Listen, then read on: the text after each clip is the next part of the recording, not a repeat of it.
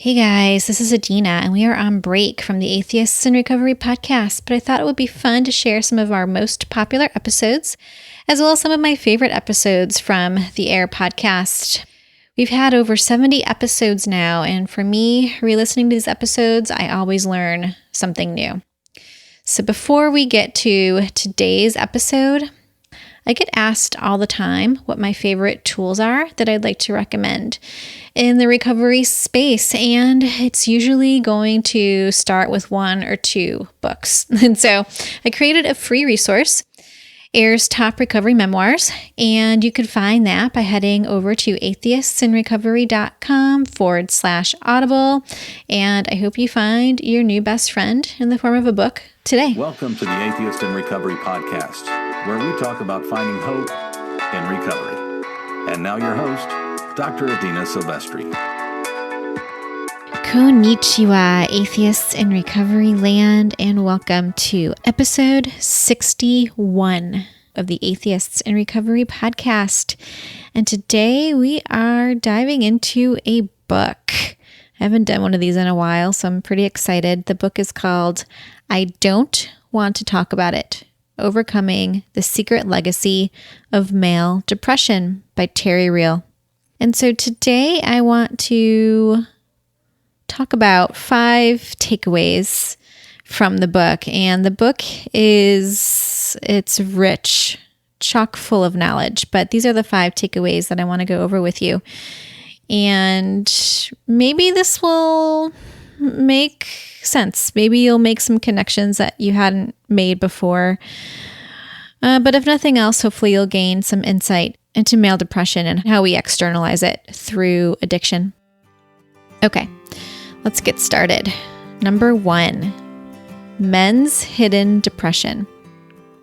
So I liked how Terry Real, and by the way, Terry Real is a therapist. I liked how he started the book talking about how you can pass depression on from parent to child across generations, sort of like a chain of pain linking parent to child across generations. And so to me, that really resonated. He talks about men's depression and how men are not supposed to be vulnerable. Pain is something that you are supposed to rise above. However, when you do that, the shame will come. Hidden depression causes many of the problems, and he talks about physical illness, substance abuse, self-sabotage in careers, and then there's this double stigma. If you talk about depression, then you are more of a feminine emotionally, and also you're saying that you have a mental illness. And so a lot of men won't seek help, especially because of those two things. And it often goes unnoticed. He cites a statistic, and I haven't checked it out, but it sounds pretty close to what it actually is. So there's a huge toll in our society from this hidden depression. About 60 to 80% of people with depression never get help. And I know that in my practice over the last 7 years, I could probably count on one hand the amount of individuals that came to me saying, I have depression. They usually come in for other reasons. Okay, number 2, overt versus covert depression. And so Terry Real splits up the depression into 2 different categories, and this is a common theme throughout the book. He says that we don't like to think of driven men as depressed. And when we think about the truly depressed, if we look at the DSM-5, which is the way that the medical profession classifies and treats diagnoses, the signs are staying in bed all day, feeling down, feeling blue, maybe listless, unmotivated, crying, and I could go on and on. There are many symptoms. So he talks about 2 offshoots of this: overt depression, which he classifies as acute and dramatic, And there's very little research on overt depression, and there's even less research on covert depression, which is mild, elusive, and chronic. And so the definition of manhood lines up with standing up to discomfort, standing up to pain. And we're more likely to stand up to depression by doubling the efforts at work than feeling the feelings. We love invulnerability in men. Just look at our action movies. We never saw Arnold getting in touch with his feelings. Am I right? Okay. So those are the definitions of overt versus covert depression. Number 3, how depression leads to numbing the pain with behaviors and addictions.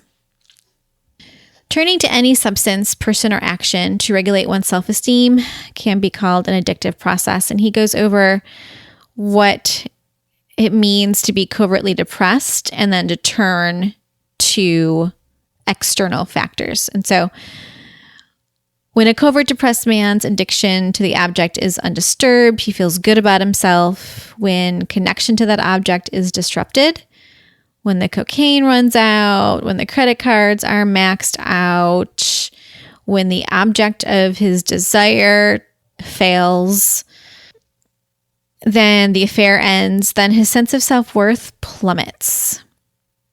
That's when the hidden depression comes out. And it'll start to unfold such that it drives him back to the drug, back to the work, back to the next sexual conquest. And so most people that are unaffected by depression would be thrilled at getting a raise, at being acknowledged at work, at being the object of someone's desire. But when we have a baseline in which we already feel good about ourselves or feel neutral about ourselves, then we're not sort of falling to pieces when those things don't happen for us. In contrast, the covertly depressed man relies on such extreme stimulants to rectify an inner baseline of shame. And so this cycle then continues on and on. We run out of the external behavior or the addiction, and then we feel bad. We have to cover up the shame, so then we reach back for that addiction. And I mean, this could last years, maybe even decades for some of us. And I liked how he talked about the different drugs and how they can make you feel like and I've heard this before in my practice. So for the alcohol piece, the first drink warms us up. It makes us feel good, makes that emptiness go away. And I thought, wow, that's such a great description of what alcohol can do for us, instead of just being something that we occasionally drink and doesn't really have any lasting effects on our self-worth. Okay, number 4. Gender differences in how one handles depression. So I'm not going to spend too much time on this because I also want to get to a story. So for the traditional socialization rules, it hurts both women and men, girls and boys. So gender with girls tend to internalize pain. They blame themselves. I'm unworthy. There's something wrong with me. They just draw that distress into themselves. And then boys, later men, tend to externalize pain. They're more likely to feel victimized by others or to discharge that distress through action. And I see this in my practice as well. Many psychiatric patients on a psychiatric ward will outnumber females. The males will outnumber females in physical aggression at the time of arrival at the units. And there's a very different way that girls and boys handle depression. And I think that that's a really important point to bring up. So I want to switch gears before we move on to 5, our final point today, and talk about David. This is a fictional client. David, he's mid-30s, and outwardly he seems to have it all together. His Facebook pictures look, they look perfect. The picture-perfect story, the wife, the kids, the dog. He's at the top of his game at work. But his actions show a very different plot line. And his depression drives many of his actions. But he's failing to get help because his diagnosis doesn't meet the classic definition of depression, which is what we talked a little bit about in point number 2. So he buries himself at work is one way that he takes action. He wraps himself in anger. He numbs his discontent with alcohol. When his wife doesn't respond to his advances, he begins to wall her off. And if he has kids, he's probably getting pretty angry at them too. And so in my work, it seems that the relationship issues are depression driven.